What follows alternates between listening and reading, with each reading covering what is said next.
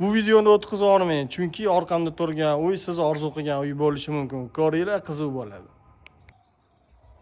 Uyga qarang, chiroyliligini, fasadini juda ham go'zal qilib, 2 qavatli qilib qurib qo'yibdilar. Ko'rib bitta baho berib qo'yinglar o'zinglar. Darvozaxonadan kirishimiz bilan oppoq fon qilib qo'yishgan. To'g'rida letniy kuxnya ekan. Paradniy eshigimiz kirishimiz bilan chap qo'lga joylashgan. Orzu qilishga arziydigan uy bo'lsa bitta like bosib qo'yasizlar. Ko'rinishini qaranglar, umumiy ko'rinishi. Tayyor patkulchi bitgan, hech kim yashamagan.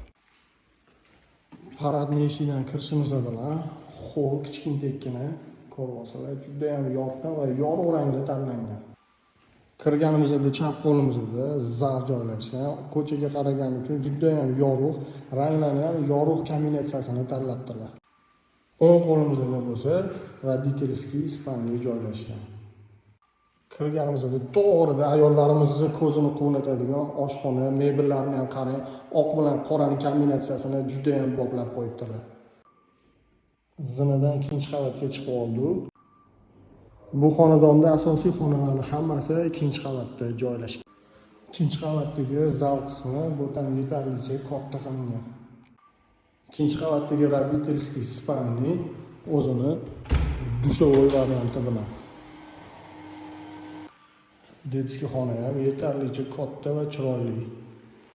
Menga eng yoqqani ikkinchi qavatdagi sanuzul bo'ldi. Kattaligini qaranglar, bitta vannani mabga bitta joylashtirsa juda ham chiroyli chiqadi. Uyimizning tagi 100% podval qilingan. Podval bitta xonasi bo'lingan, mana katta jiloy qilib qo'yishgan, hamma kommunikatsiya tushgan, topli pollar bor.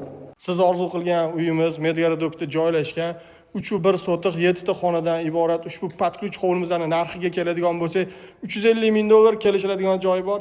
Aloqaga chiqinglar, gaplashamiz.